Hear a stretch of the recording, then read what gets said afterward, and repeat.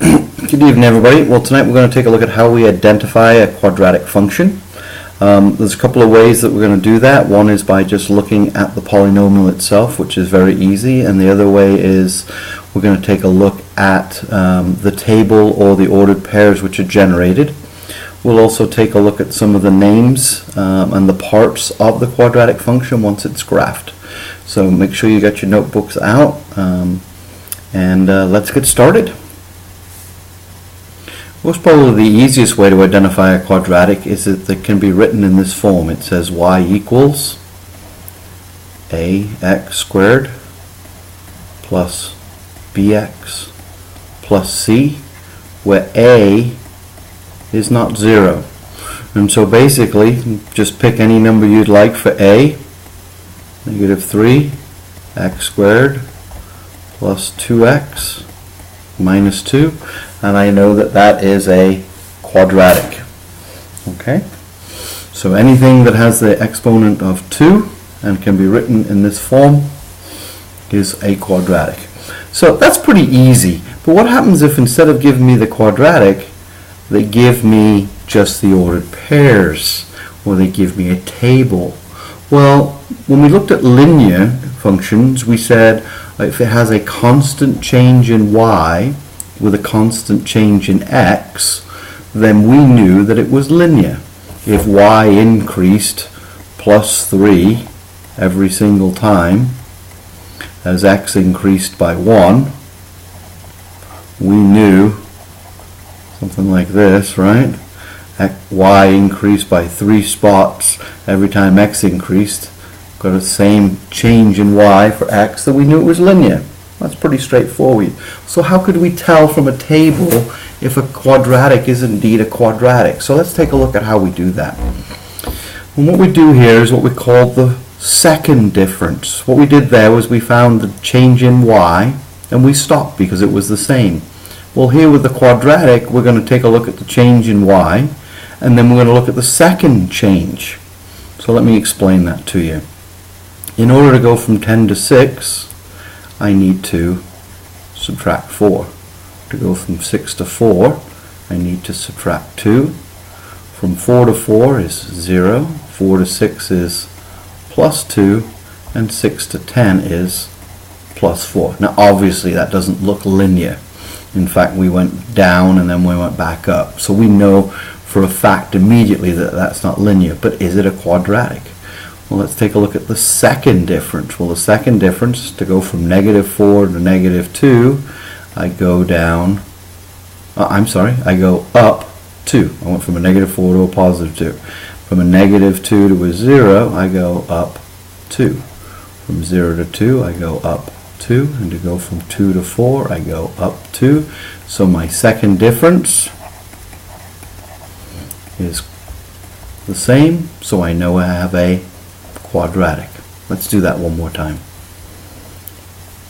So, taking a look here, I have a table, I have a constant change in x, I have my y. Obviously it doesn't look very linear, as we can see here. We go down and then we go up, so we know it's not linear, but maybe it's quadratic. So to go from 4 to 3 is minus 1. To go from 3 to 8 is plus 5. 8 to 19, and of course you might want to use your calculators tomorrow while you're doing this, plus 11. 19 to 36, plus 17. 36 to 19, stay with me here, plus 23. And finally, 59 to 88, plus 29. So let's take a look at the second difference. To go from negative 1 to 5 is plus 6. To go from 5 to 11, plus 6, plus 6, plus 6, and plus 6. And we're going to test the entire table that they give us. Let's not just give up, or let's not just say it's okay after a couple of numbers. Please make sure if they give you a full table like this, make sure you test the entire table. So we know with the second difference is constant that indeed this table represents a quadratic. And we'll get plenty of chances to practice more of that tomorrow. Now when we look at a graph, we say the graph of a quadratic is called a parabola. Okay? And we say that it either opens up or it opens down. And let me explain that just a little bit more about what we mean by opens up or opens down. So we say that a graph either opens up or opens down. So let's turn on our calculator and let's take a look. Here I've plugged into the calculator a quadratic. We can identify it as a quadratic because it has the second exponent, or to the power of 2. It's in the form ax squared plus bx plus c, where my c here is -9. And when I hit the graph button, my graph appears to come down and then come back up. So we say that this graph opens up. And if you'll take a look here, if we have a positive a, my graph always opens up. I'm going to change that to a different a, and my graph opens. Okay, so I'm having a little technical difficulties here, so let's go back in here, and I'm going to change this to 2/3 x squared. I'm going to hit graph, and you can see it still continues to open up.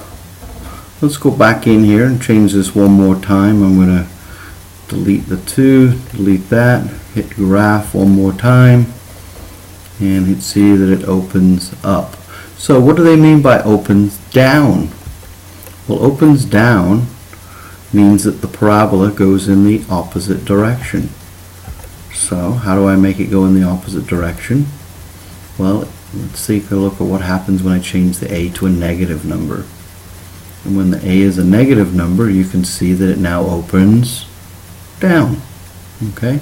And it doesn't matter again what negative number I put in there, it's going to open down. Obviously the graph is going to change in size, and we'll talk about how that graph changes in size. But any time that we have a negative a, it will always open down. So if a is greater than 0, then we say that the graph opens up. And if a is less than 0, we say the graph opens down.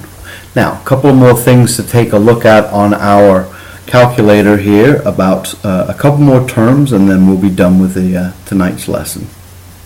As you can see, I've got the calculator back up again, and we have a parabola that is opening down. And if we look at the very top here, at this point right here, we're going to call that the vertex. That's going to be called the vertex. And the vertex can either be at the top, or the vertex can be at the very bottom. And so each vertex will either be called a maximum or a, you got it, minimum. And so as we take a look at our parabolas, they're going to ask us, where is the vertex? The vertex always occurs at either the very top or the very bottom. At the very top it's called the maximum, and the very bottom it's called the minimum. Now if we look at the calculator again real quick, you can see in the table, let's go into the table here, you can see in the table my maximum number that I ever reach on this particular graph is -9. If I'm to change this, and let's just get rid of that, negative, and now I'm going to go second table. You can see that the smallest number that I ever see now is -9. And if we take a look at my graph, we'll see that the minimum, the smallest, is -9. And that brings up the last part of our lesson, which is domain and range. What numbers can I put into the calculator when I'm choosing my x's? Well, I think you can see that there's pretty much any number I want, because this graph continues all the way up here and continues all the way over here. But how about my range? Well, let's go into the table one last time. The range of my numbers appears to go from -9 upwards. So we would say on something like this, and let me just switch over here to a clean board, we would say that my range is y is greater than or equal to -9. If I'm going to switch my equation to another negative again, so let's go second insert, and you're learning a little bit of how to use the calculator here, and I go second table. Now we can see that the minimum number, or the maximum number I'll ever see, is -9. As I look at this, no matter what numbers I put in for x, I will never get above -9. And so we would write that as y is less than or equal to -9. My range on that particular equation is y is less than or equal to -9. Whatever I do, I will never get higher than -9. My range on this one is y is greater than or equal to -9. No matter what numbers I put in here, I will never go below -9.